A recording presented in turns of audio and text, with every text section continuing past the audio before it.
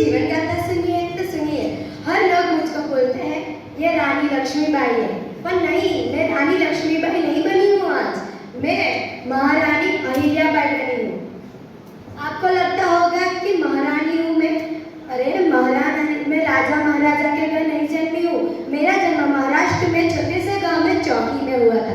उस समय लड़कियों को पढ़ना तो भी, लड़कियों को बाहर जाने की इजाजत भी नहीं थी। उस समय मेरे पिता ने मुझको शिक्षा ग्रहण करवाया। उसके साथ साथ मेरे पिता ने मुझको दया, प्रेम, करुणा के गुण भी सिखाए थे। उस समय मेरे पिता ने मुझको, मैं जब मात्र 8 साल की थी तब मेरी शादी हुई थी और शादी के बाद मैं राजकाज में मदद करती थी और उसके साथ साथ कौशल्या भी सीखती थी। एक बार युद्ध में करुणा के गीत भी प्राप्त हुए थे।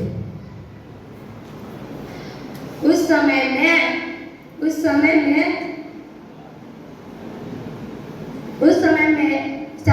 शादी के अलावा मेरे पास कोई विकल्प न था।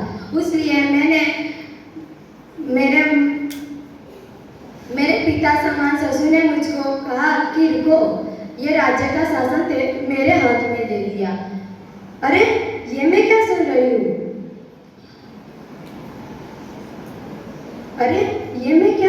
हूँ?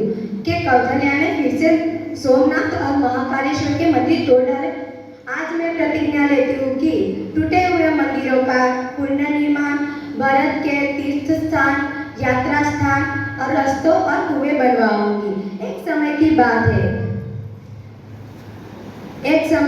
है, पेशवा ने सोचा कि मैं विधवा हूँ, मेरा कोई वारिस नहीं है।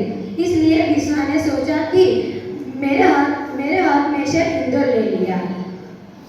मैंने सोचा कि यह नारी शक्ति कम काम आ सकती है, तो मैंने सारी राज्य की स्त्रियों को आह्वान किया। वो तलवार लेके आ गई।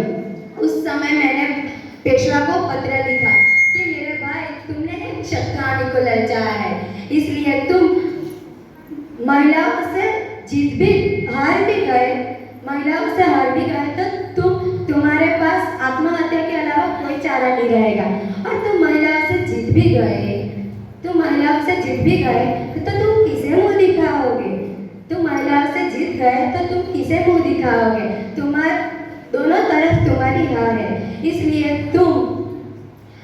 मैं तुम्हें राखी भेज रही हूँ, इसलिए उसको स्वीकार करना। मेरी रक्त की एक बूंद बहाए बिना मैंने इंदौर वापस ले लिया। भारत